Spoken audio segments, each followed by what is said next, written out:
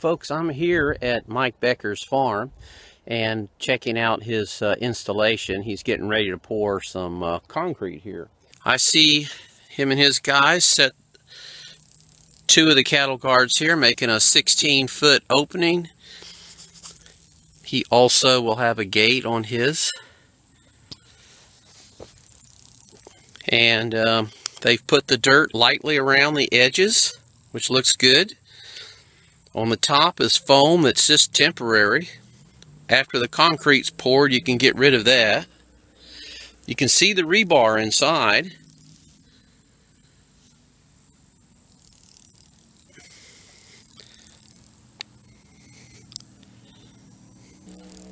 You can walk on it too, just to show you.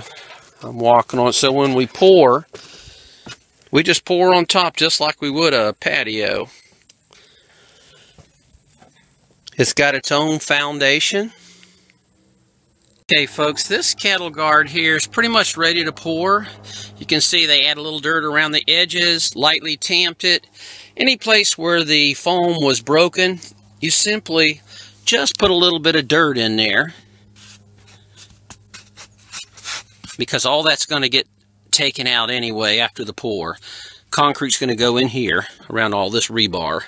Okay, well, coming up to gate number 2, you can see that they have these two cattle guards up a little higher than the land around it. So the water will go around it. In this case, probably straight to that pond.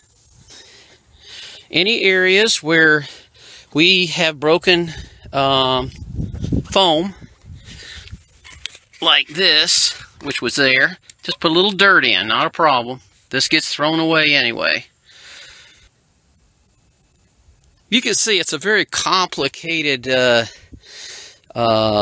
product. To try to form this yourself with wood, put the rebar and everything, and put a foundation would be almost impossible, yet way costly.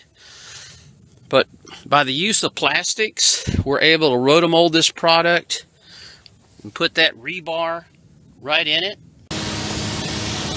Mike, you want to say anything to the customers out here? How did you come about finding cattle guard forms? I did a search on the internet, and this appeared to be far and away the best option.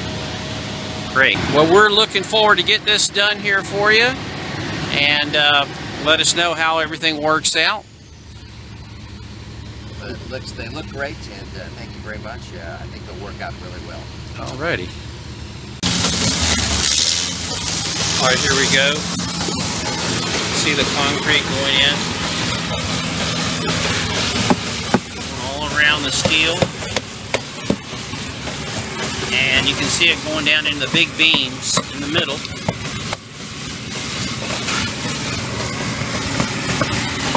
You're going to do a little overspill, but it's not going to matter. We can put it back in.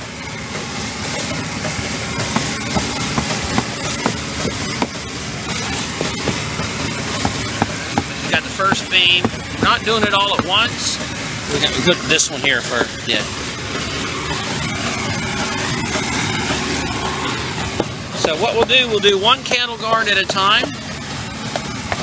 And you notice he's going down each edge. He's not filling it completely the first time. That way it's distributed all over.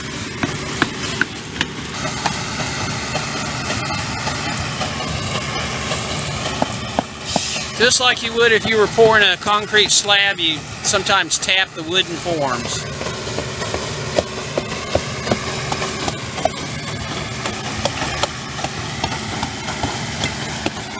These are the actual beams that the tractor will go over, and the foam will be thrown away after the concrete sets up a little bit. So you can see it's got the grades here of the plastic, so you know what grades. Now this is going to shrink a little bit. So what he'll do, he'll take his trowel, the leftover concrete, and fill them up. Okay, so we're working on the second one here. He's filling it up halfway, and then he's going to come back, fill it up the rest of the way. You can say it runs pretty good. If you don't have a pump, then you just have to take your shovel and put a big pile there and let it go into the holes.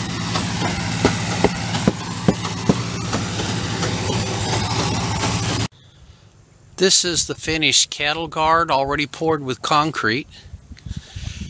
Mike now is going to finish his fencing. He's got it nice and level, above grade. Water falls to this low area here.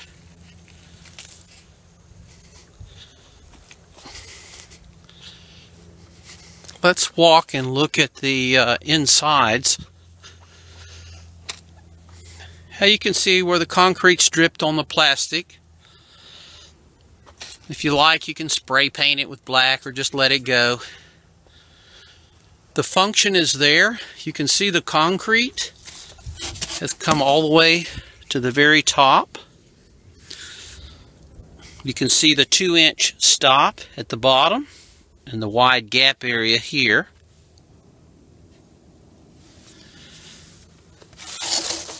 And you can see where the foam tabs were very useful during the concrete pour, so the concrete wouldn't go down into the gap areas.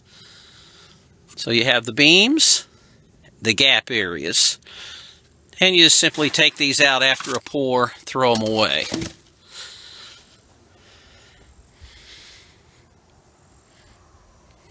Each one of these cattle guards takes 1.25 yards of concrete. I tell people to order 1.5 yards. This is 2 cattle guards, 16 foot, so you would need 3 yards of concrete.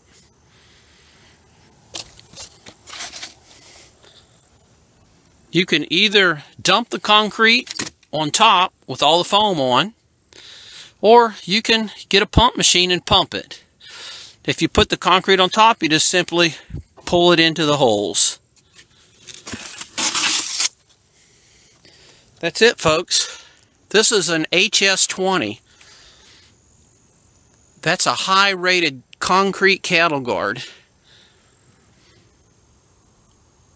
Just about anything can go over it.